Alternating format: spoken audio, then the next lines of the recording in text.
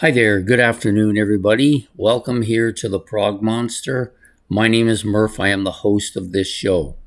So, we're here with the series we are running, the mini series that we are running continuously for 10 episodes. And we're on episode number 7. This is Monsters of the 70s. These are all bands that had great success in the 70s, obviously, also had lots of influence on very different genres for most part for most of these bands. So the band we're going to be talking about today is this band, the Eagles. Sold, I don't know, 140 million albums on only 7 CDs that they released. But definitely a band, I think, in my opinion, influenced not just rock and roll, but also country music as well. And they had some different styles to the music that made them kind of unique, I think. So the Eagles' history, it goes like this. They started out as a kind of a background band or a backup band for Linda Ronstadt.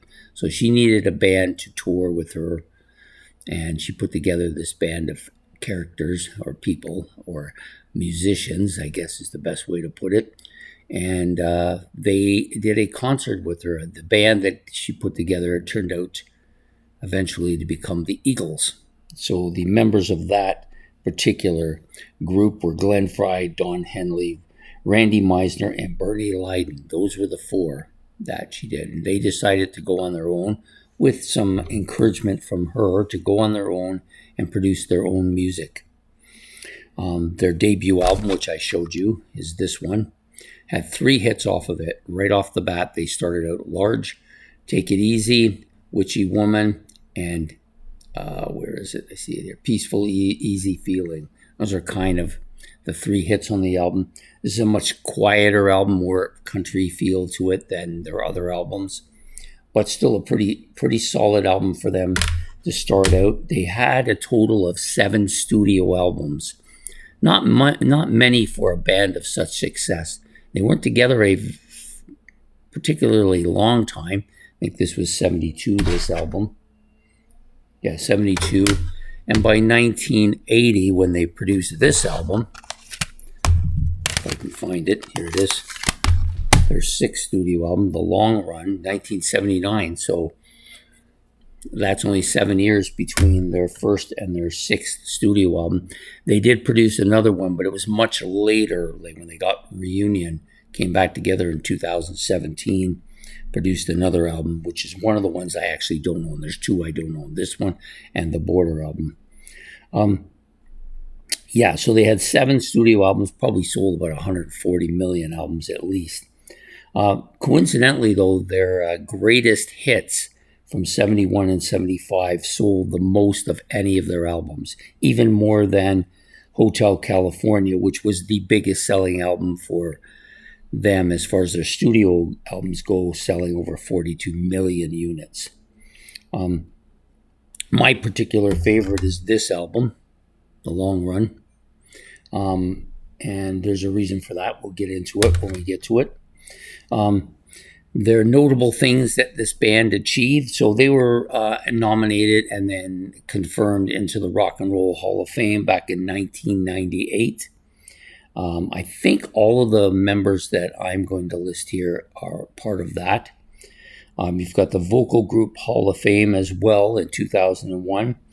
And the Kennedy Center Honors back in 2015, although I think they were put off until 2016 because of Glenn Frey's health, but he died about a month after the awards, so I don't think he was ever on there. The classic members of this band, to me, include all the original members, plus 3 other members who became, to me, the classic members of the band. Glenn Frey, Don Henley, Randy Meisner, Bernie Leiden, Don Felder, Joe Walsh, and Timothy B. Schmidt, who also came from the same band as Randy Meisner's Poco. And so these to me are the classic members of the band. So my particular history with this band is kind of wishy-washy. It's not really strong.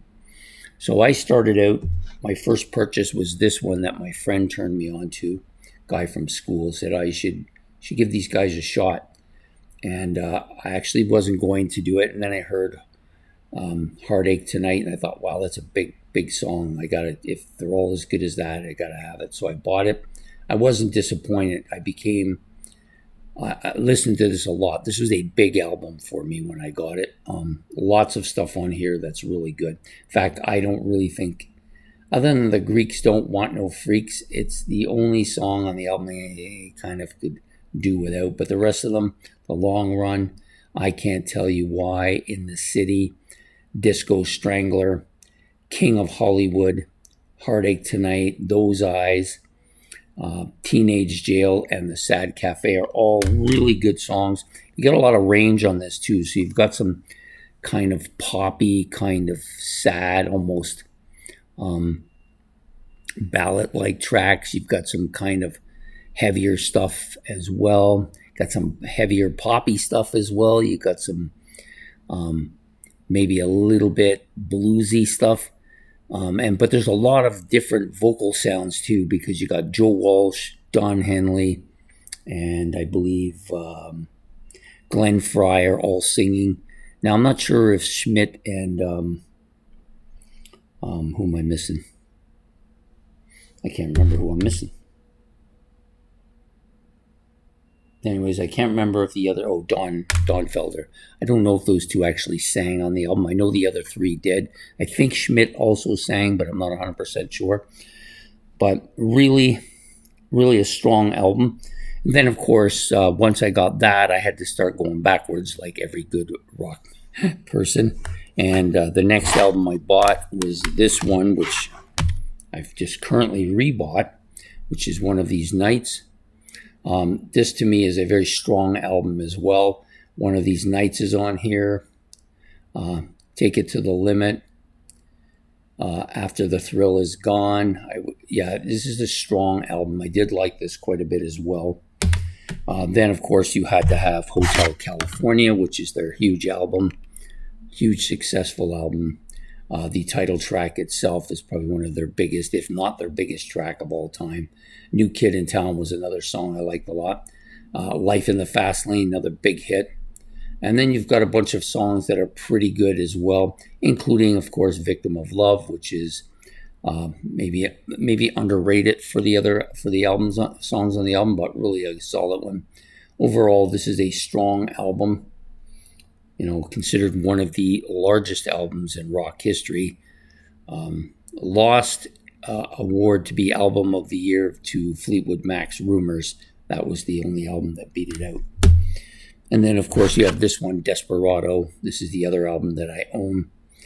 This one isn't as big with me as the other four. This one's a little bit heavier, though. It's got Tequila Sunrise on here. Really strong song.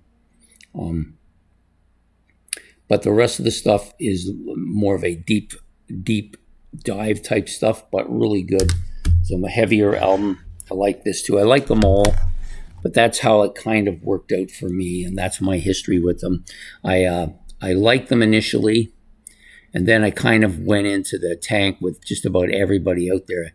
And the Eagles, like so many other bands that came around at that time, that I was coming into at that time, all were pretty much on their last albums. And I never realized it till looking back in hindsight. The ones who were on their last albums went out the door. The Eagles were one of them. And the bands who weren't, changed their style drastically. My favorite bands, Rush, Yes, Genesis, all changed their styles. And the Eagles, they didn't change their style, they just disappeared. And they did come back in 2017, produced another album, but by that time, they had already established their legendary status. So that's my history with the band. And I think this is a band that, like I said, influenced a lot of both rock and country western singers. So that's my take for today. The Eagles on those monster bands of the 70s. I hope you've enjoyed this episode. If you want to make any comments about the Eagles, you can put them in the comment section below. Please hit the like and subscribe, and we will see you all next week for another episode of Monsters of the 70s. This one will feature Yes. Yes is coming. Yes, indeed. So I hope to see you all then. Take care. Have yourself a good one, and goodbye here from the Prog Monster.